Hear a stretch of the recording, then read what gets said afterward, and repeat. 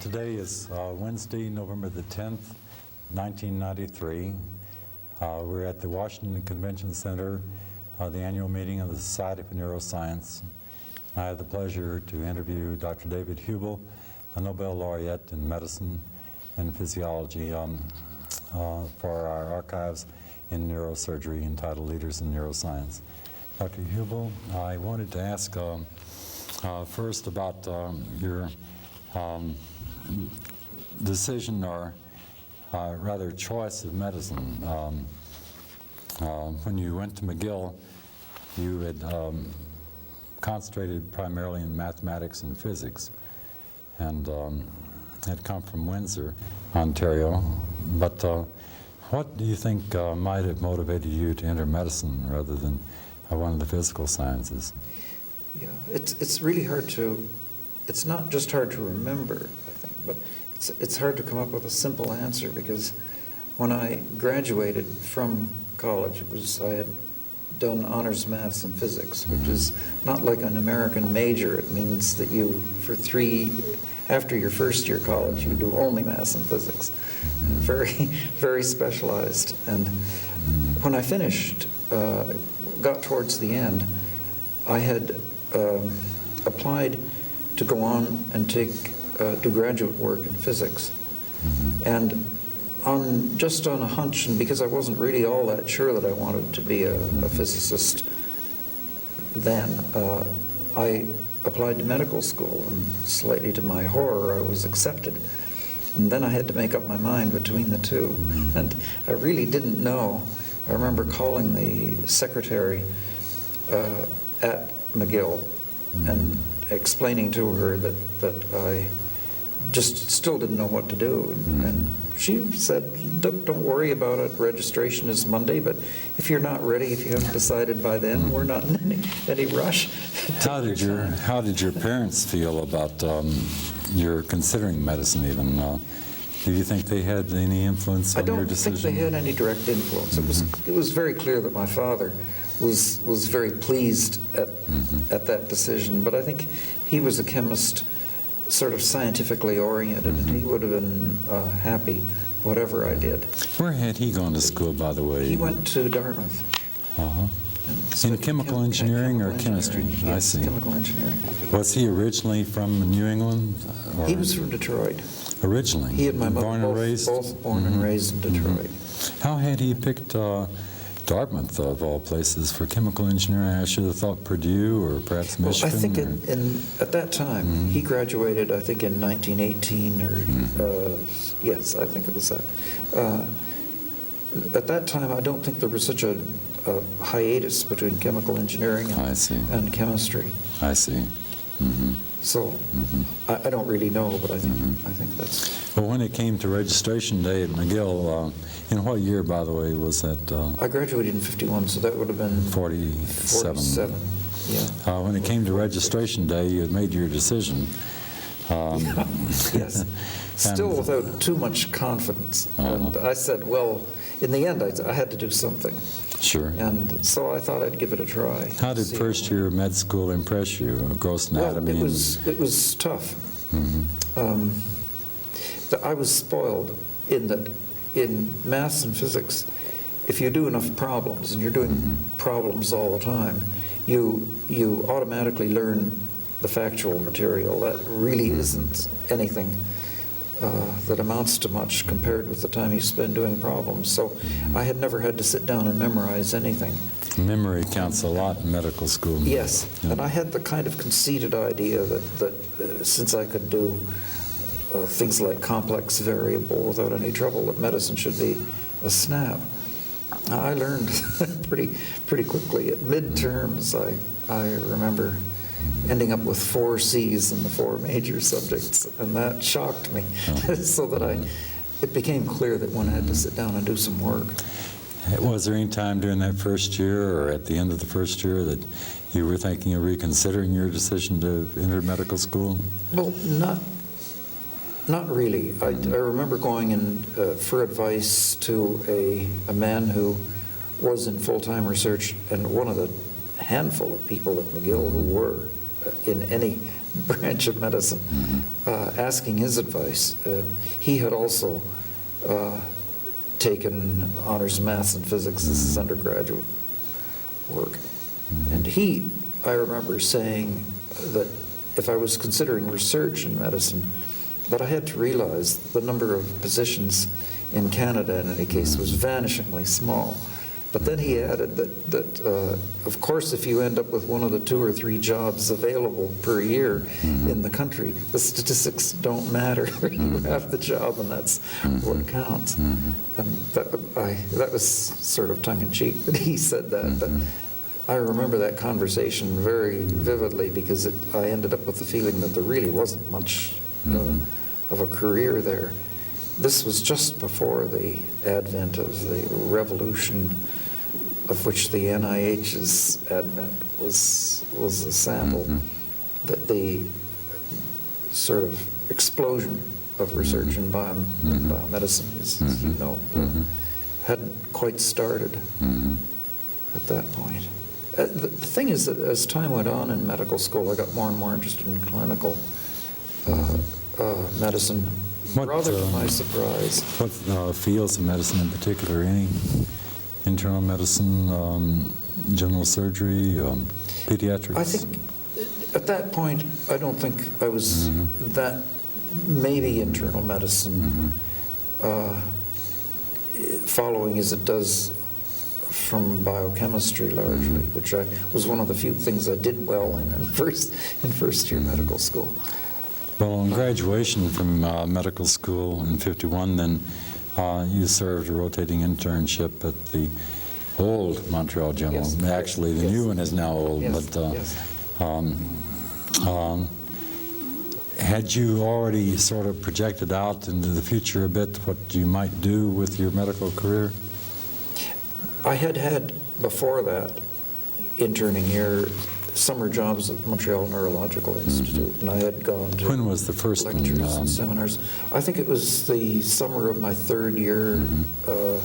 Between your sophomore and junior? 2nd or 3rd, yeah. And that was in electrophysiology and electroencephalography? Actually, it was in electronics. In electronics? Yes, because I knew some electronics, and it was something that I could be of use to somebody. What did that involve there? Building stimulators and amplifiers.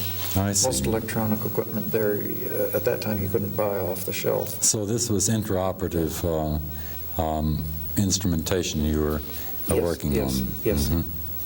Yeah. And was that, did you, during that, those 2 summers, get to meet Dr. Penfield, Yes. Dr. Jasper? Yeah, he was the first person that I met at the Institute, because I simply made an appointment, and months rolled by. For the summer job? No, before the summer.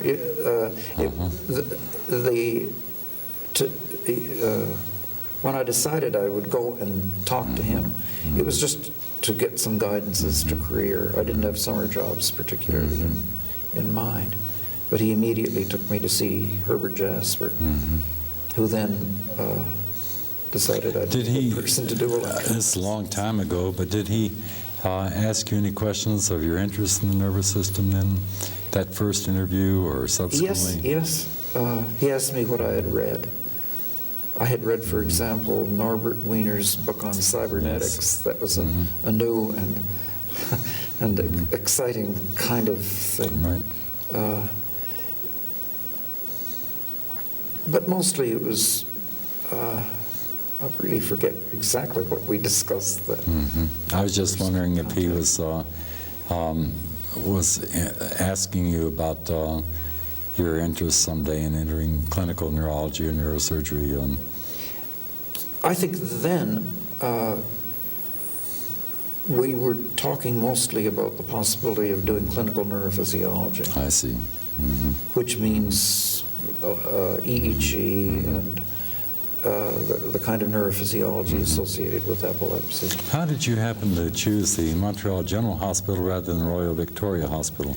Well, They had some good parties at the Royal Vic.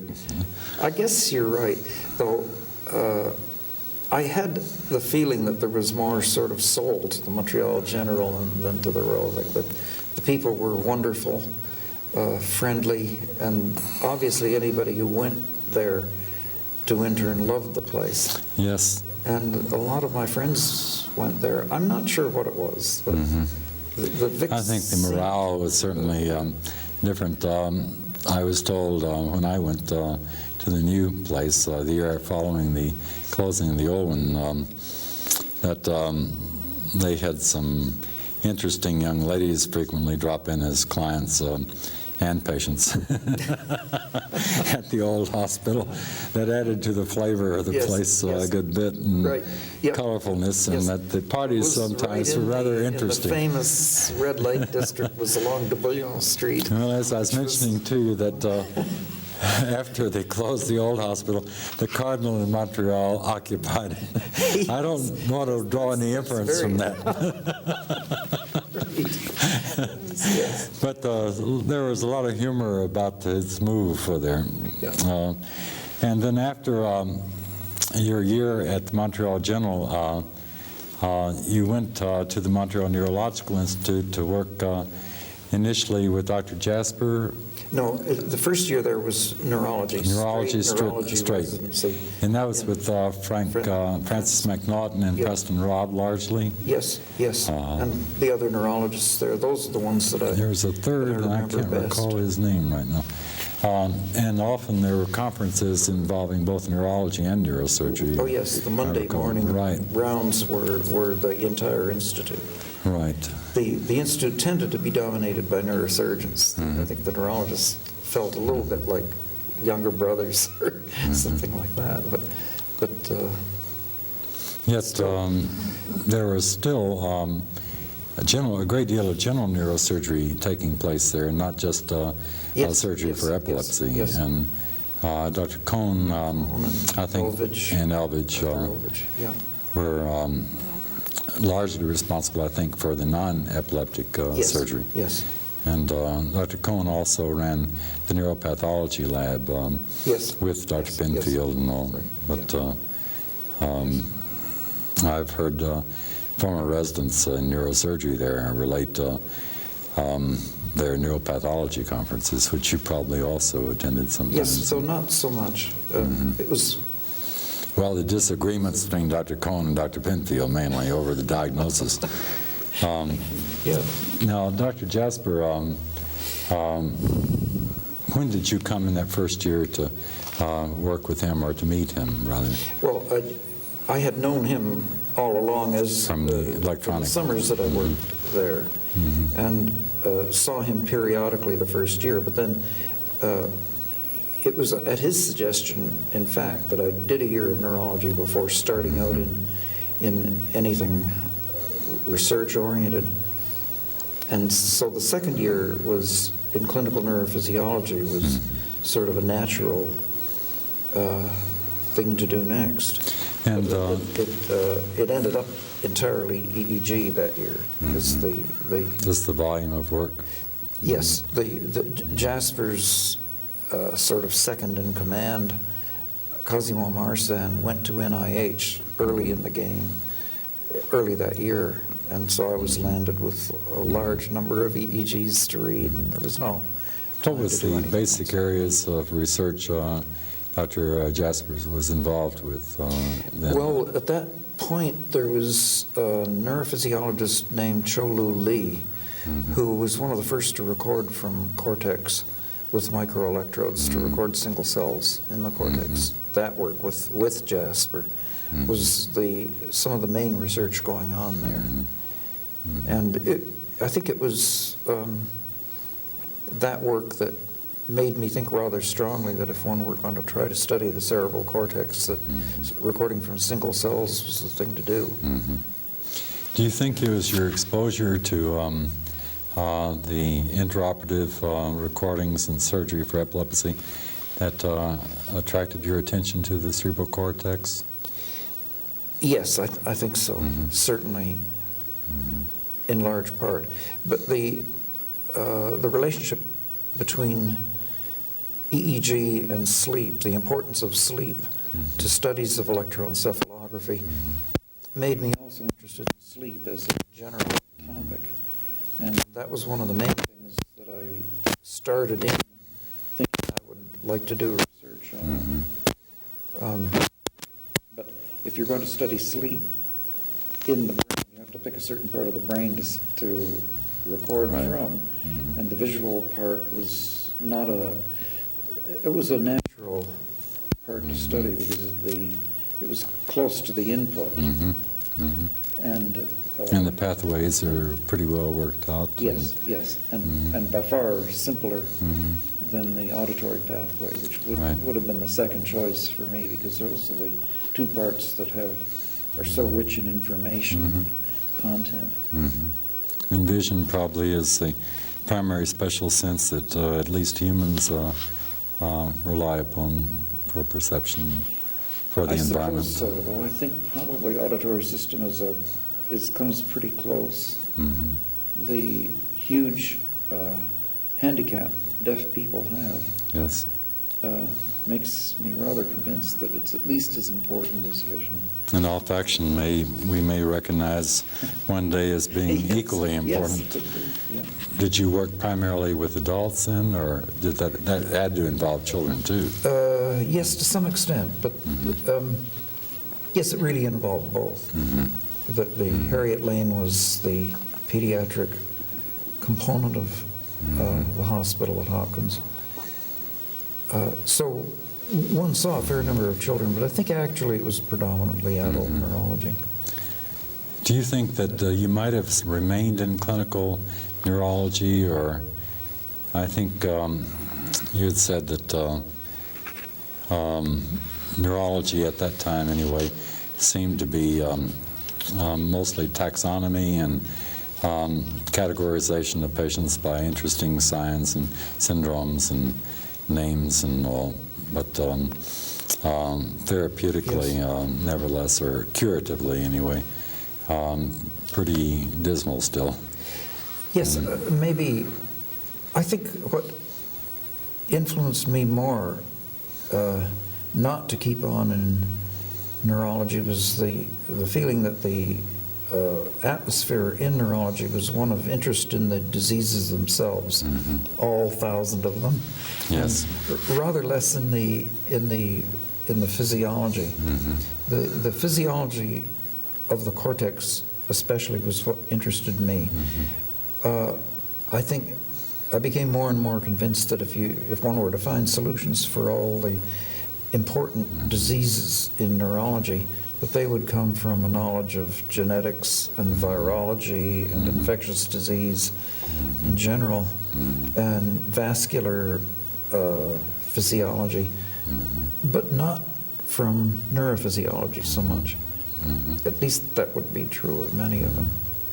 But so my interest in neurology, I think, declined a bit over that second year. Though clinical work I always found to be fun, the actual life, the seeing patients and all of that was aside from the intellectual interest in the field. Why had you spent your last year at Johns Hopkins rather than stay on the third year at the Neurological Institute? Well, I thought I'd been in Montreal Long ever enough. since kindergarten, and that it was time that I got a kind of sniff of what went on in other places. And in retrospect, I think it was a good thing to do, to just see something completely different. It's getting out of the tendency these days. In fact, I think it's somewhat discouraged in the clinical fields to go about and spend 1 or 2 years in other places. Yes. Unfortunately. I suppose you're right. Yeah. I think that's really unfortunate. I do too. Important to get different perspectives. They tend to look askance sometimes, the younger doctors who have or are seeking to go on to another place, for a year or two. Especially in Montreal, though, neurology had its roots and its closest associations with neurosurgery. Yes. Which is fine. But at Hopkins, the affiliation of neurology was internal medicine. In fact, there was no department of neurology.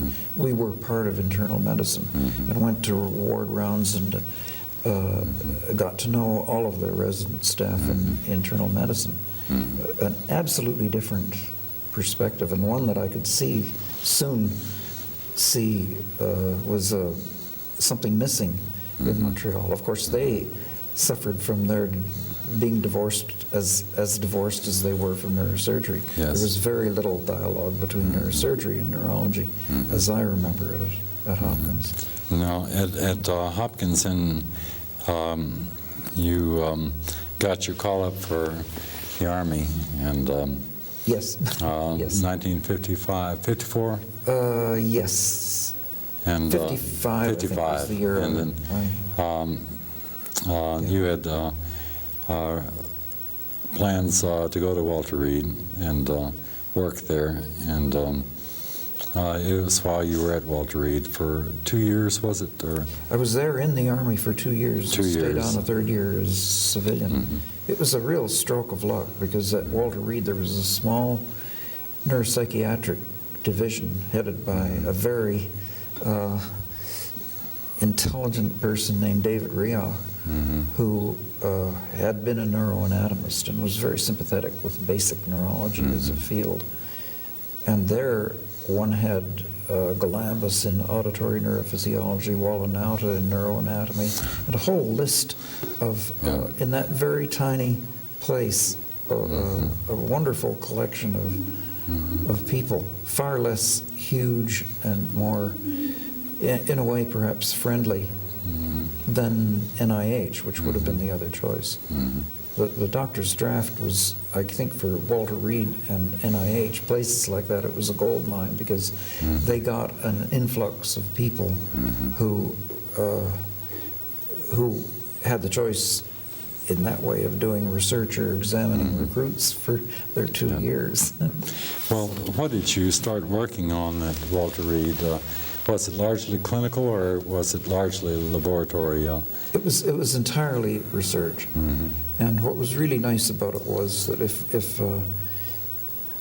if you had any idea what you'd like to do, even if they had ideas about what they would like you to do, they didn't push you or force you to do anything that you didn't want to do. And I had made up my mind that I did not want to do any more EEG. On what did you commence work at Walter Reed?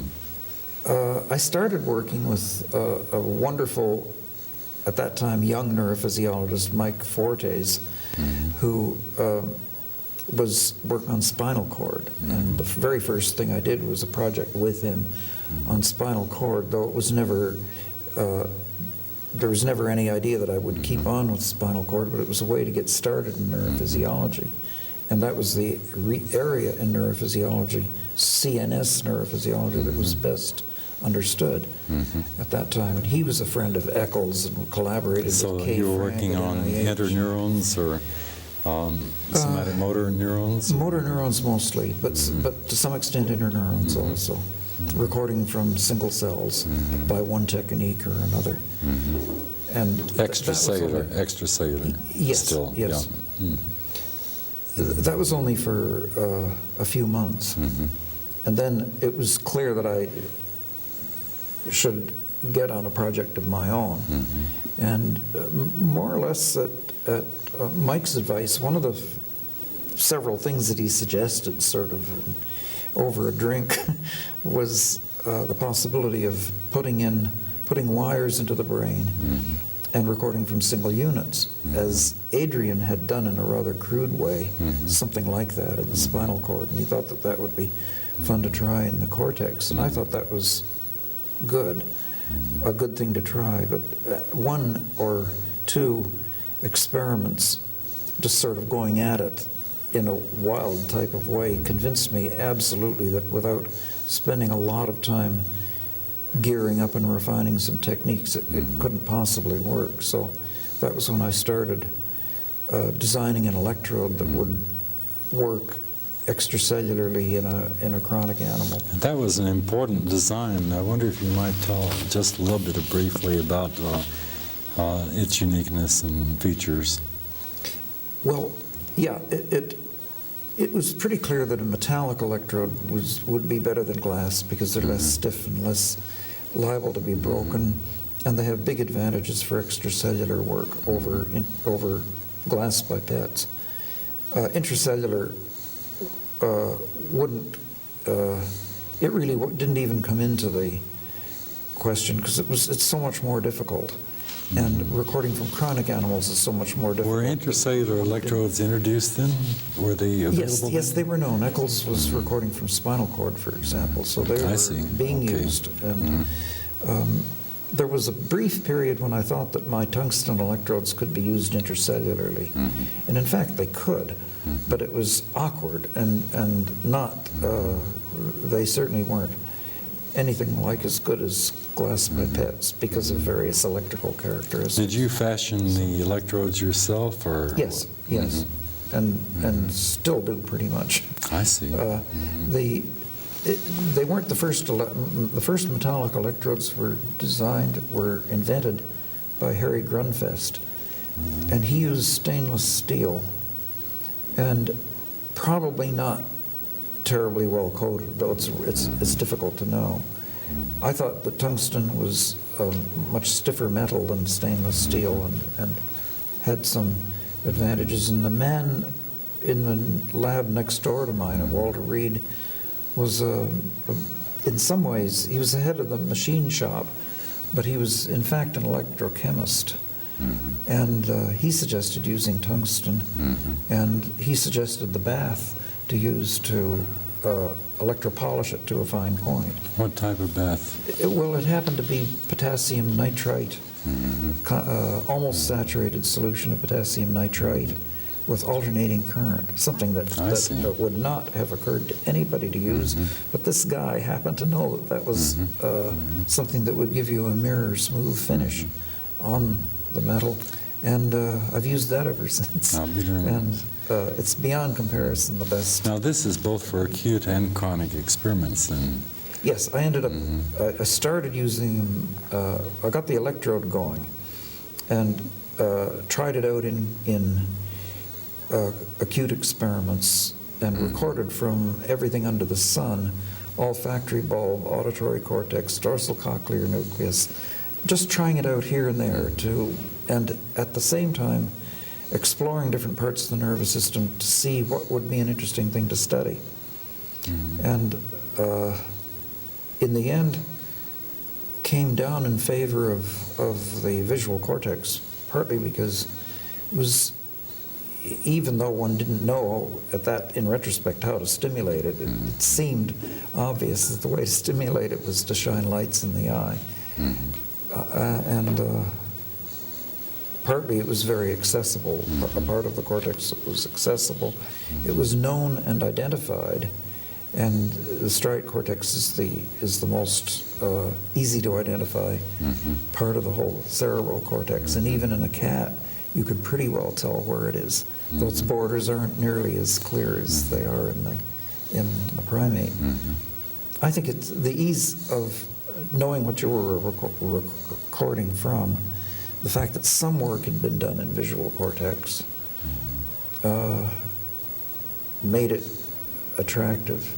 But again, going back, I think it was somewhat of an arbitrary decision. I did work for a while in auditory cortex, for example. But that was before you left Walter Reed. Yes, yes. When you completed working at Walter Reed, you returned to Johns Hopkins, and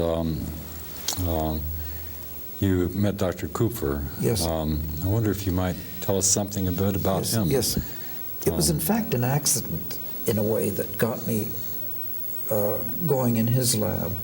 I was to have started out setting up a lab in physiology in the domain of Vernon Mountcastle. And he was interested in getting vision started there. And he was interested in the stuff I had done at Walter Reed. It turned out, though, that after the agreement had been reached that I should go and work in his lab, it was a bit embarrassing for him because remodeling was going on in the lab, and there was going to be a delay of 6 months to a year where I wouldn't be able to do anything. Steve Kufler got wind of this, and it happened that Thorsen Wiesel's main collaborator had just left. Oh, he was already there. Thorsen was already there. Oh, okay. He had been there for 2 or 3 years. With Dr. Mountcastle? No, in Kufler's lab. Oh, okay.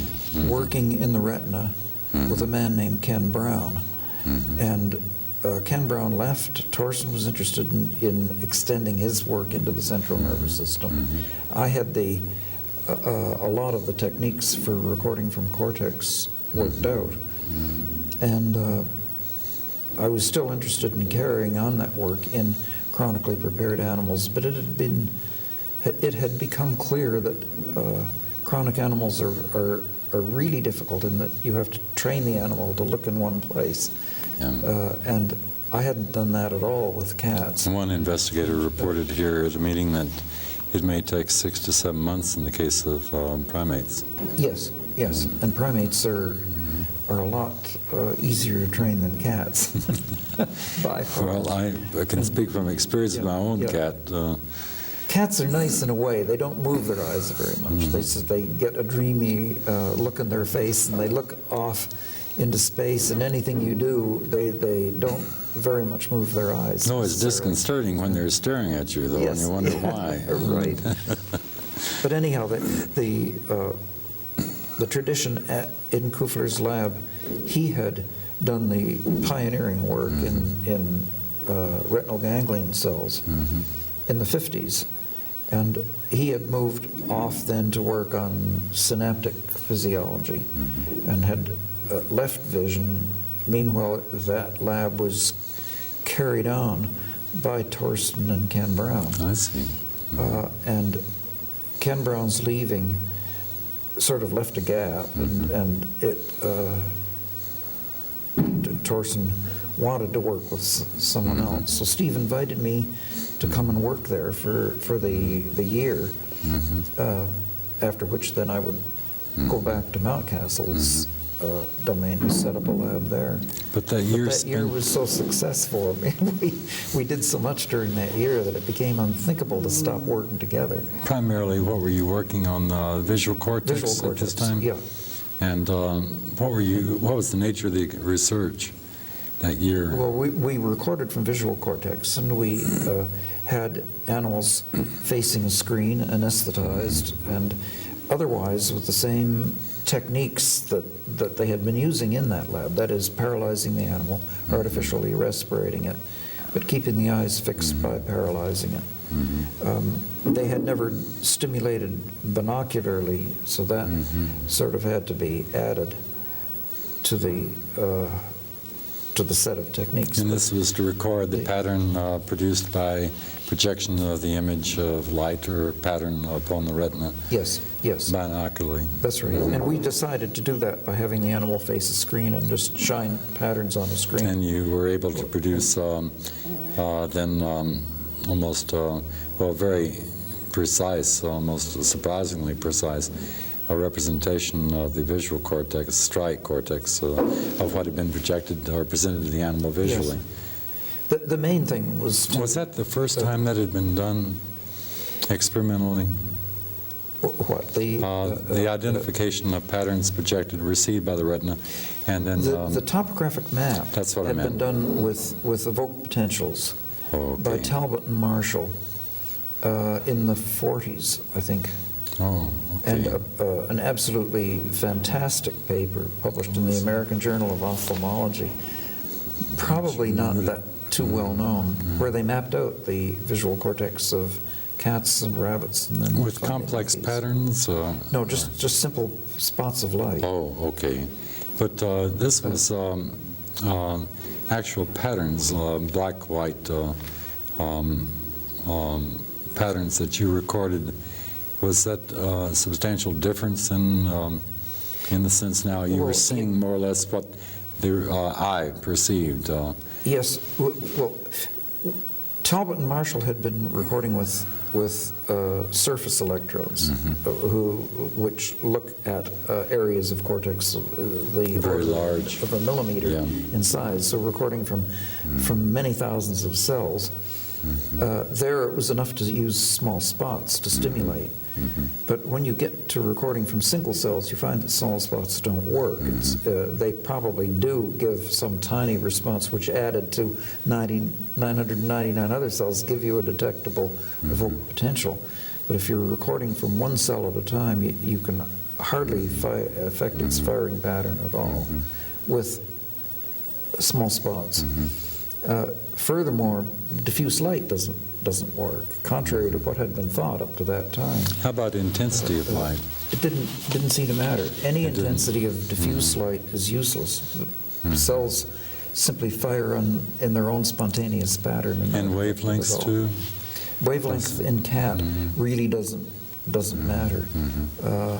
So anything you do, until you use special shapes of stimuli, you don't get anywhere. And it took us a while to find that out. That was after you had left Johns Hopkins for Harvard.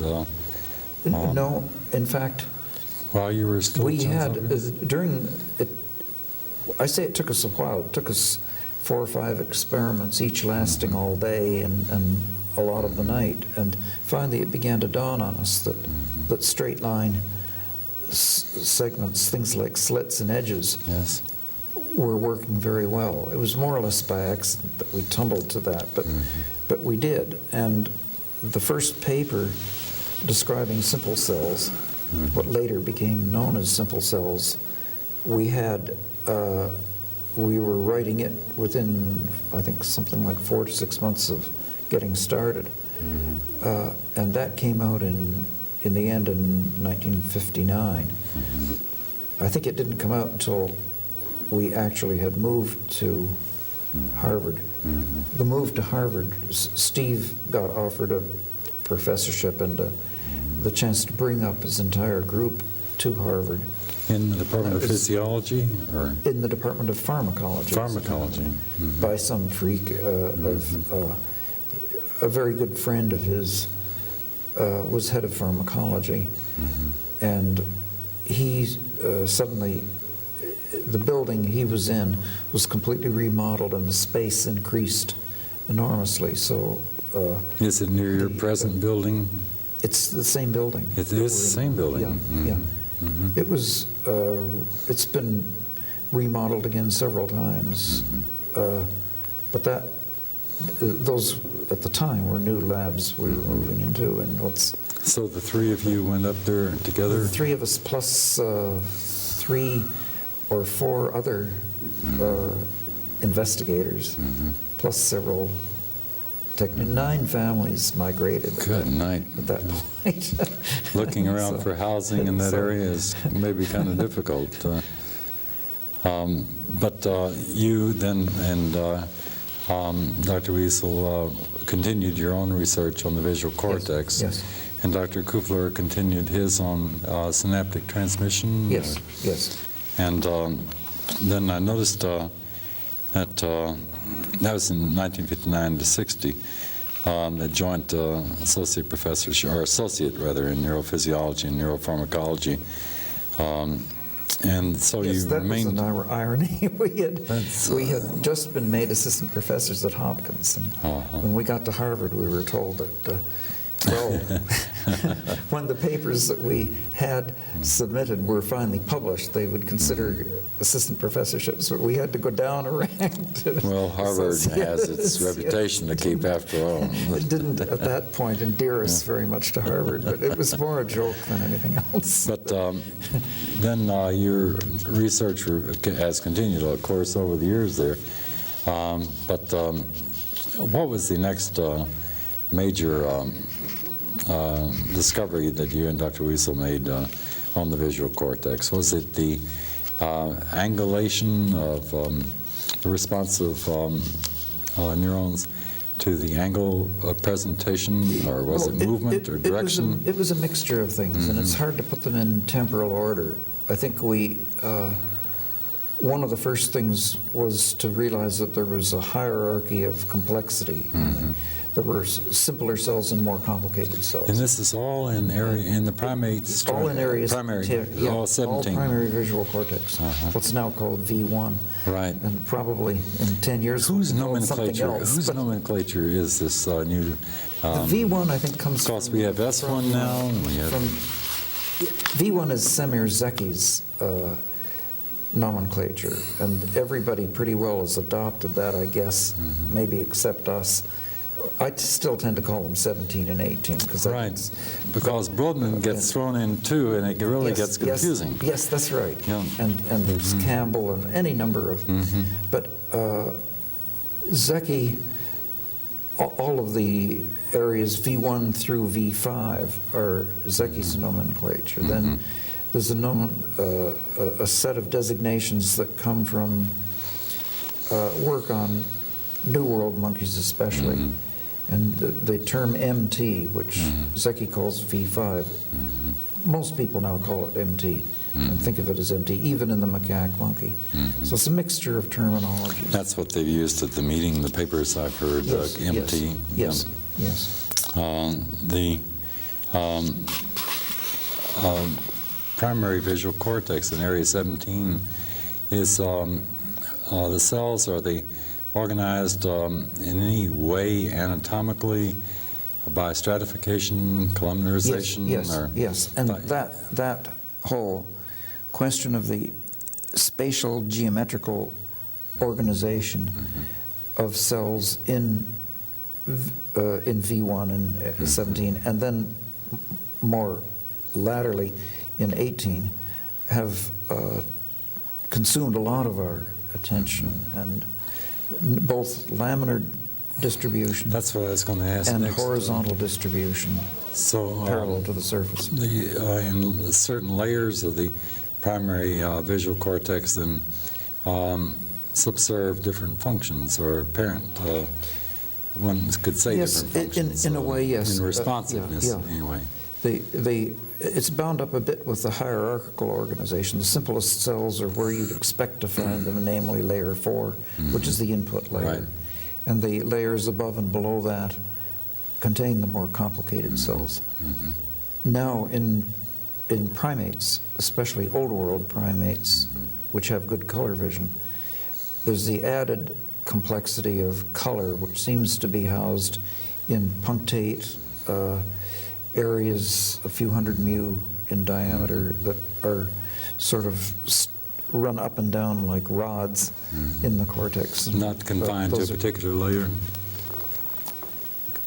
It's not terribly clear. Certainly they are best known. These are called blobs.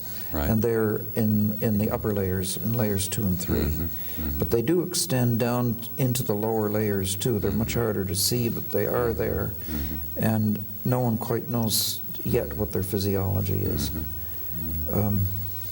You've written in the past that you and Dr. Wiesel were amazed to discover that there were cells in the primary visual cortex that would respond only to orientation of light presentation, line by its angulation, yes. and later to movement, and even to direction of the movement. Yes. Actually, all of that we found at more or less the same time, because to get these cells to work effectively, you've got to use a bar or an edge and sweep the edge across the receptive field. That was, I assume, by accident you found that. More or less, but it's Had you it's hard to, suspected that might exist? a little bit, but not in so many words. I had found in Walter Reed that there were lots of cells that were directionally selective. That is, it responded to a moving object in front of the animal, and often only in one direction. But I didn't realize that those same cells, I think I recorded from one cell that responded to up and not down. But it hadn't occurred to me, and certainly not to anybody else, that these cells would have some preferred orientation, and that if I got one saw responses to horizontal movement, that didn't that could easily be a cell preferring some oblique, and horizontal was just one component of the preferred direction of movement. And these cells there were hints, in other words, of that, but nobody in their wildest imagination would have guessed that the great majority of cells in the cortex respond best to a line oriented in a specific direction. That was far from anyone's. Did you find much dampening of responsiveness of the cells on continued stimulation? Very little. It depends a little bit on the state of the animal, but in an animal that's in good state physiologically. You can stimulate as long as you like, and the cell will continue to respond. Did sleep deprivation, you had mentioned earlier some early work Yes, you did on yes, sleep deprivation. yes. Did you find that that interfered at all with In responsiveness? fact, we never tried that in these animals, so we still don't know whether or not. Since then, and even before then, I had compared the responses of cells in sleep and in wakefulness, but in fact, it doesn't make that much difference. In area 17, it's apparently close enough to the periphery. I had satisfied myself that, for example, in the geniculate and in the retina, the cells fire pretty much the same way. Though we now know that in an awake animal, geniculate cells fire much more briskly than they do in sleeping animals. All of this, I should say, though, went on at the same time as a whole set of experiments that we were doing, depriving animals, young newborn animals, of vision in one way or another. This was primarily cats, wasn't it? At first it was cats, but not long after we got started with cats, we went on to do the same thing in macaque monkeys. By what technique? Simply Masking? we would take a newborn animal and sew the lids of one eye shut. Yeah. And it's something that doesn't seem to bother the animal at all. Of course, you can't be sure, but it's a very benign thing to do, contrary to the propaganda of the animal rights people. What would you find? First of all, if you do this at an early age, the animal will be pretty much blind in the eye that you've deprived. After what period? After a period in a monkey of a week or so, in a cat about the same. And would you expect a human then about a month? Maybe 6 weeks? how long it would take to bring that result about in a human, that's not known. I don't think anyone There has are any certain good children ideas. who are born with serious anomalies of one eye. And, Yes. cataracts with sublenticular cataracts. Yeah, hyaloid that was versus- very much in our mind when we started these I just experiments. wonder, since efforts are made sometimes to treat the glaucoma, that sometimes consequence no very little usable vision ever results. That's right, yes.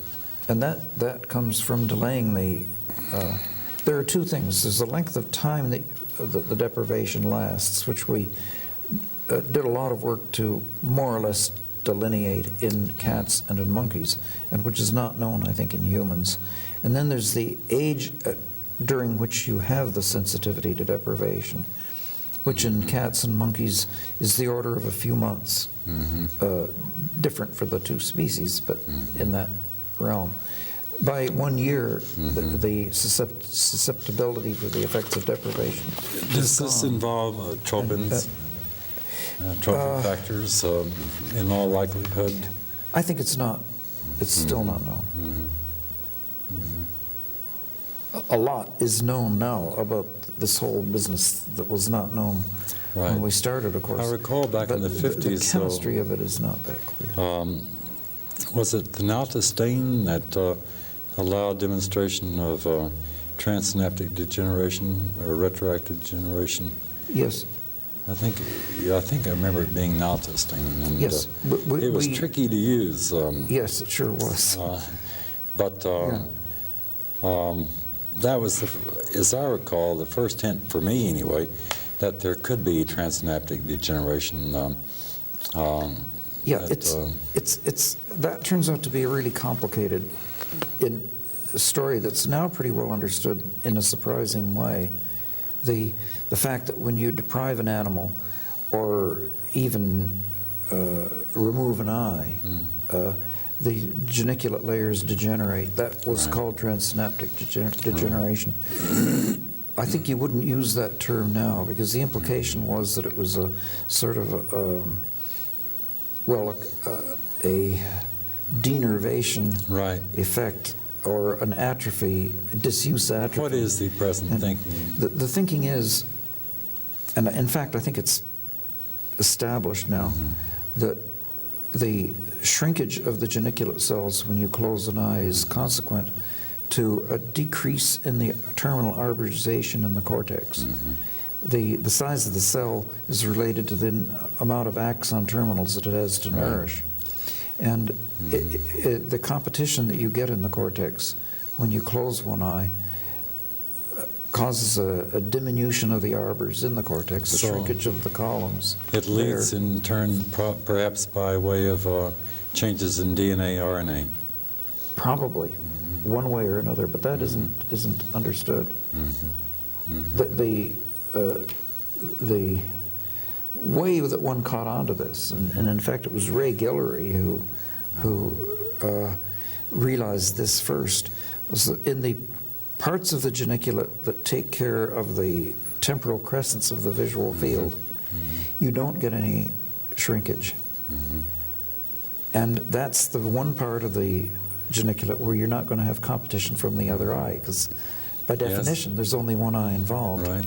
So you don't get anything comparable to the shrinkage of ocular dominance columns that you find in the cortex, and you don't get shrinkage of the geniculate. And Guillory actually pinned this down by making lesions in the retina of one eye and then depriving the other eye by closing it, and found that the parts of the geniculate in the deprived eye layers that were opposite the region representing the scotoma didn't shrink, whereas the rest of the layers did. This is the same, setting up an artificial temporal crescent in a way, and that established that it's a matter of competition. The other important thing, I guess, in retrospect, was to establish that the changes that you see when you close one eye are partly attributable to the fact that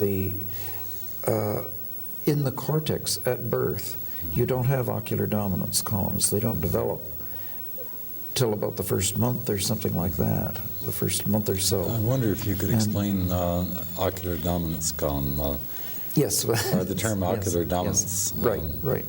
The cortex turns out to be a patchwork quilt. If you look at the recipient layer in the cortex, layer 4, it gets input from both eyes, but any one small region of layer 4 gets input only from one eye, and it's a patchy distribution of left eye and right eye, and the patchiness takes the form of parallel stripes. This, it took a while to become clear about. But we knew in monkeys, at a very early stage, we knew that in macaque monkeys, once you got into layer 4, the cells were always monocular. And from one penetration to the next, it was a matter of chance which eye would drive the cells. So, and if you pushed the electrode in parallel to the surface, more or less, very obliquely, you'd go from a left eye region to a right eye region about every ½ millimeter. And then it was an autostain, making lesions in the lateral geniculate in single layers of the geniculate, and looking at the cortex, the degeneration in the cortex. One saw the patchiness anatomically, and then you could take serial sections, reconstruct, and show that they were stripes. I remember that. That was the first technique that was used. Then eye injection with radioactive amino acids came after that. The term dominance suggested hemispheric dominance. Or No, actually, in a way, that would be a misnomer. Nothing to do with hemispherical dominance, That's a matter of eye dominance. Make clear, Yes, and so ocular dominance. Do we have dominance in, do you think, in any perceptual sense as far as eyedness or similar to handness or footness? I seldom hear anybody talk about legness or footness, but yes, though I guess it does. And eyedness would be dependent upon the refractive error of a person a great deal. It might be, but eyedness is defined as the eye you use to line up things that are one behind the other. It's the only way I would know of defining it. And of course you can determine it easily by having somebody put his finger up in front of something. It's the eye that you shoot a gun off of, for example, or And in a right-handed person, I think it's a 60-40 thing like that. Yes. There's no strong I didn't find a close association in examining patients. That's my understanding. I'm left-handed, for instance, and I am certainly right-eyed in terms of any aiming that I do. Yet in Desjardins' work on dyslexia, or not dyslexia, visual agnosia, and that was lesions, as I recall his first reports anyway, and I may be mistaken, the left visual cortex and the connection, or rather the white matter anyway, beneath it, and the supramarginal gyrus, was it, or the angular gyrus? It was somewhere towards the surface there. Well, Norman Geschman later revived Desjardins' work, fortunately, and that suggested an intimate relationship between the right visual field and language acquisition and language usage. Yeah, I'm no expert in this area, but clearly if you're reading information, the pathway is shorter from the right visual field to the language areas, both being on the left side. And I guess you have all of this neurology of corpus callosum, lesions cutting off, producing alexias. Yes, and he reported, Desjardins reported lesions of the back part of the splenium. Yes. Of course, those were stroke patients. If you just consider the occipital lobe, though, certainly the V1 and V2, and probably the next few areas, I don't think there's any hemispherical dominance in that. We don't see any difference between physiology. In other words, a person who might have had, for some reason or other, at a very early age, right homonymous hemianopsia, could still acquire normal language functions, reading skills and vocal abilities. I think, especially if the corpus callosum, if the back there part was of the no corpus, lesion of the corpus there's no lesion callosum there, then I think there's not a problem. Just a very naive question. Leading up to 1981, it was the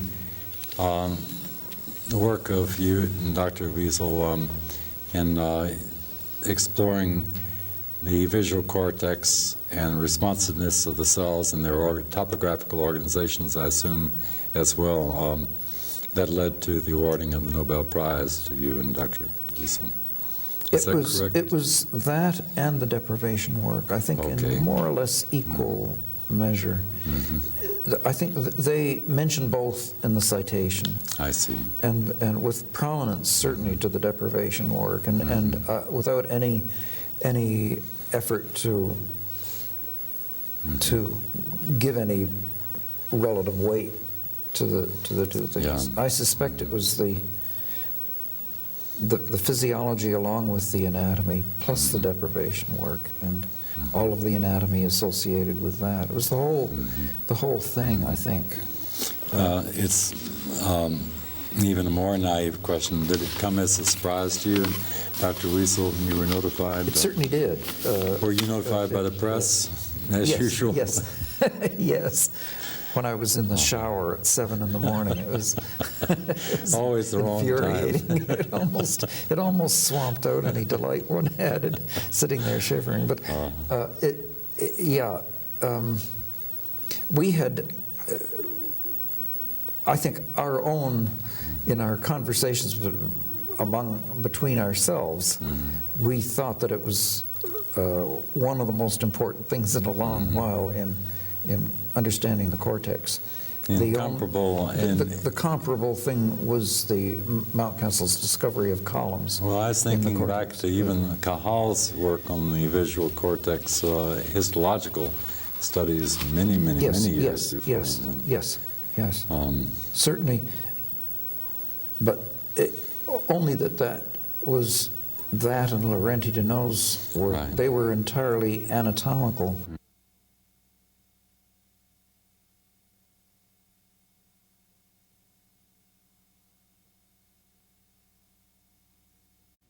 Why do you think such emphasis It was? was both in, if anything, equal measure.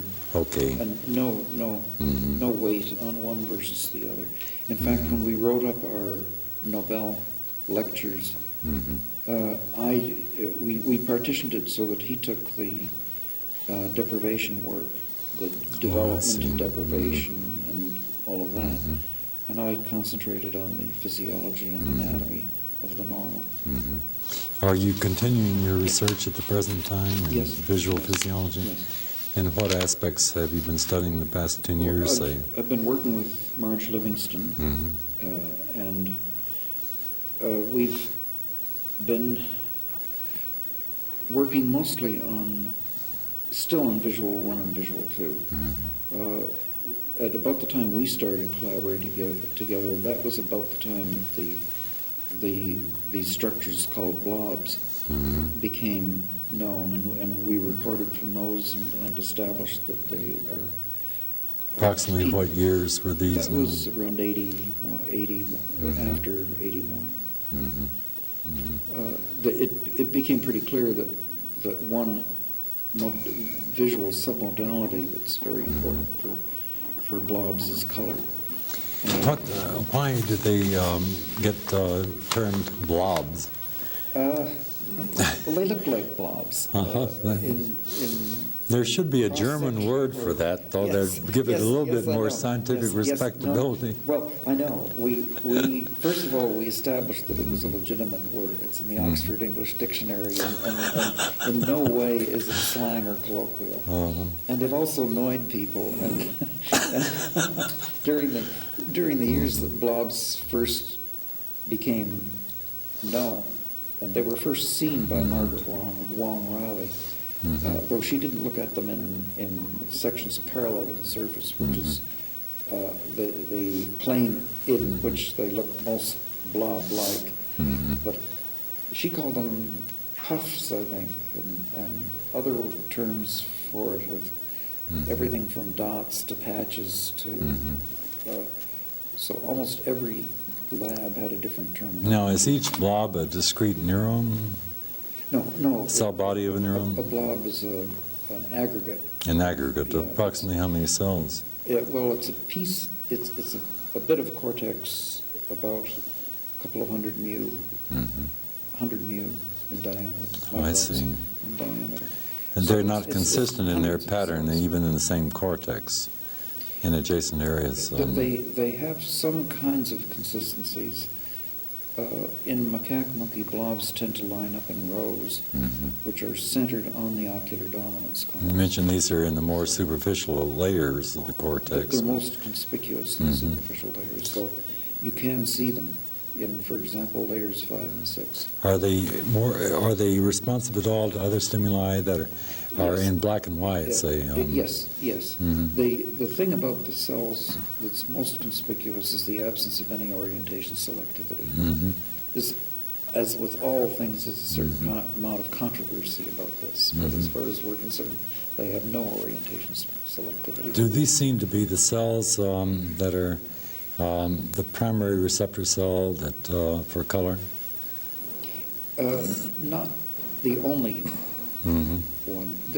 The blobs, first of all, they're non-selective for orientation. The receptive fields are center surround, reminiscent but not exactly the same as the cells in the lateral geniculate or the retinal ganglion cells. About half of them, and that's just a wild guess at numbers, but something like half are very much involved in color.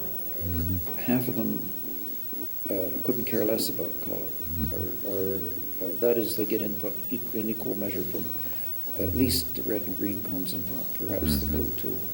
The ones that are color coded are of two types: red versus green and yellow versus blue, just as is the case in geniculate cells and retinal ganglion cells. But most of them have a physiology that's rather different and rather more complicated than what you see in the geniculate. And we have very little doubt that these are important for color vision because they are the most conspicuous cell in the cortex. Are they sort of, do you in think, respect to intermediate color. in function, and that they respond regardless of movement, but to color? Yes. And to Yes. other receptor cells for color? They're between the blobs, in the interblob region, which is peopled by cells that are orientation selective. This is in the upper layers. Right. The great majority of those respond best to black versus white and not to color. But a certain percentage of them are very clearly color-coded, as well as being orientation Do they selective. appear different either under light microscopy or electron microscopy? Those that respond to black and white, None of and those this- that respond to color only, other than the blob cells? Even The blobs. No, really not. In fact, to a Nissl stain, you don't see the blobs at all. If you look knowing that there were blobs with you see blobs with cytochrome oxidase stain. That was the stain that first made them known. Other staining techniques will bring them out too, but the Nissl or myelin stains, not at all.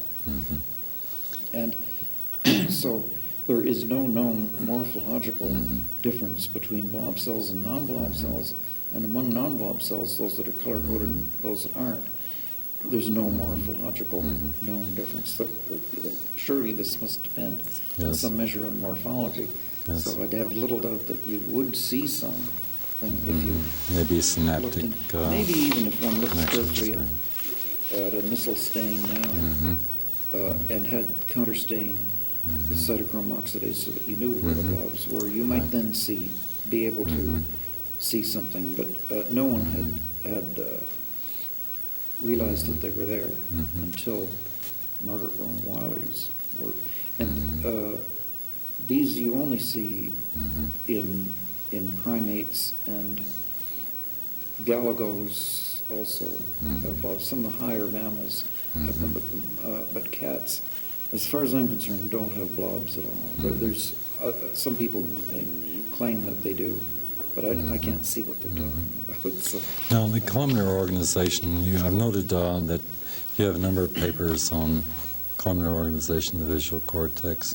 Yes. But I wonder if you might explain for a viewer a bit about the columnar organization of the cortex.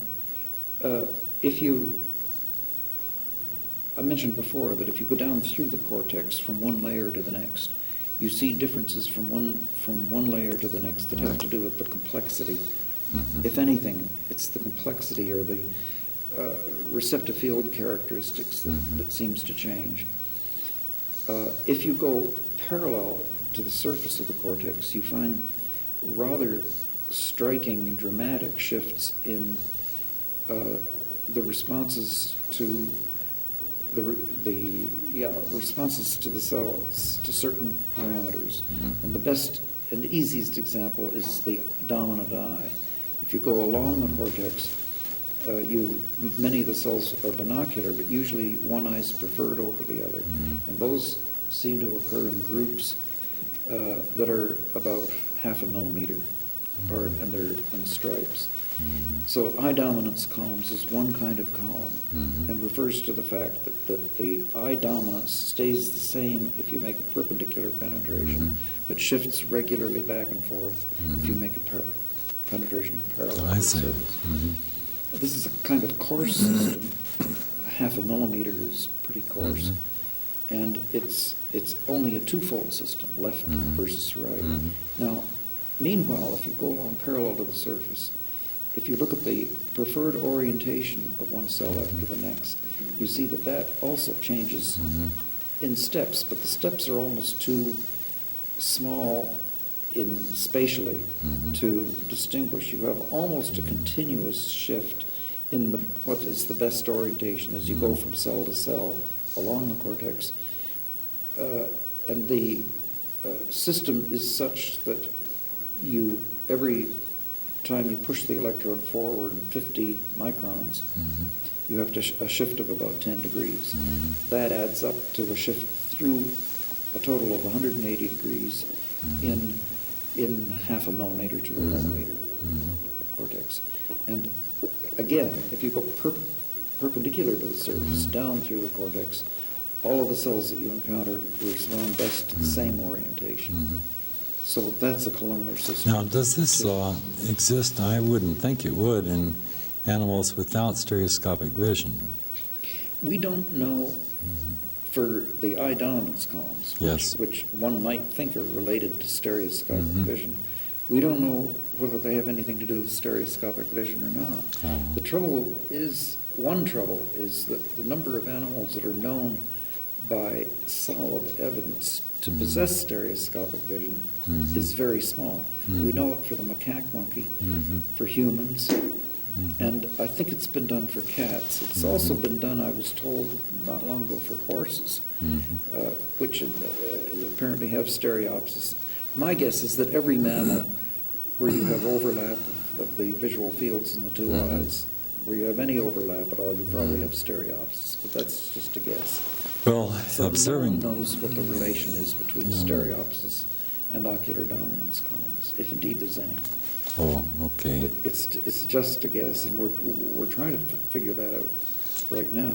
I think I need to wind this up a bit, but at one of the presentations this week, there was a symposium on plasticity of the brain.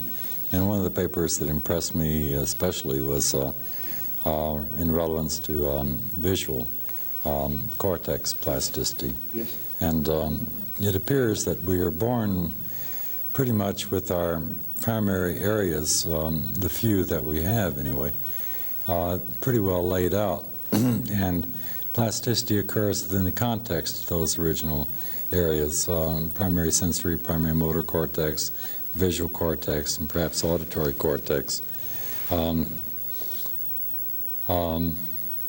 This plasticity, as I recall the paper, extended into V1. Yes. I believe he used the letters V1 through 3, and as well as V2, V3. Yes. And does that surprise you at all that there's plasticity inherent in V1, or primary motor, I'm sorry, primary visual? Yes, it certainly surprised us when we learned it. In that you wouldn't expect to find much plasticity in the eyes, for example, in retinal ganglion cell level, and so we were surprised, I think, to find plasticity in V1, and no one knows why you should have plasticity. The plasticity is only there for a limited time, for roughly the first half year or year. In cats and monkeys, in humans it's maybe 5 years or something like that. We don't know exactly. I mean, up to that year of age or post-injury? No, that year of age. You can close an adult animal's eye for a year, open it, and the animal sees perfectly well, and the physiology is perfectly normal as far as what. But you mentioned primates that it's 1 month, or 1 week rather. Did you know? A closure for 1 week will Yeah. put you into deep trouble if the animal is young, and that Right. period, as the animal gets older, during the first 6 months, the plasticity gradually diminishes, so that by 6 months to a year, the plasticity is pretty well gone. At, say, 1 year of age for a rhesus, what might be the duration of plasticity in an adult rhesus by suturing the lids together? We haven't been able to demonstrate any plasticity. One animal, an adult Not animal, even we 1 closed an year eye for or 4 2 years. Really? And could see no difference in the relative preponderance of the two eyes. Do you have any thoughts then as to what So may it's a be, transient thing. what may cause us to, well, I suppose it's impossible to speculate as to why we have plasticity, but also what turns it off? I assume it's a gradual decline. And why is it there, for Yes, one? why But- it's there, why it goes away. Well, Paul McLean was asking me this afternoon if I would refer him to one good title to read to explain to him brain plasticity. I said, well, that's not going to be so easy. But Well, several reviews have been written recently, one by Mike Stryker, who's one of the major people working in that area now, on, it was, I think, 89 or something like that, as part of a book. It was a chapter in a book. We know, for example, that the important thing in this plasticity in an early stage is the impulse activity in the fibers coming into the cortex. That's what's important. It isn't, if you stop them from firing impulses, then the ocular dominance columns never form, for example. what I am getting to indirectly in this is in relation to trying to restore impaired or lost cerebral cortical function, special senses or not special senses, by finding the keys to enable the brain to reacquire plasticity in the adult or the older child. The things I'm saying, by the way, about deprivation effects, they may not be exactly true for a kind of plasticity that you see. You see certain kinds of plasticity in animals, and this is the plasticity that's being investigated by people like Mike Mersenich now, and in the visual system, Charles Gilbert. The results of making a lesion in the retina, for example, you can see changes in the receptive fields in the cortex. Whether that kind of plasticity is, to my mind, a bit qualitatively different from the sorts of things Thorsen and I worked on. We don't know how different it is, but it doesn't seem, even that doesn't seem to be necessarily terribly adaptive, and one isn't sure, I'm not sure, whether it is a matter of sprouting of nerve terminals, in which case it's sprouting but wouldn't seem to be very productive, in that the cells that were left high and dry when you denervate the limb or you make a retinal lesion, They are those gone. cells, they come back and become responsive, but the receptive fields are very big. Right. And so it all seems somewhat a little bit maladaptive. Well, I wish we could continue longer, but I've told you long enough. I really appreciate this very much, Dr. Hubel. It's a wonderful experience. Well, thank you.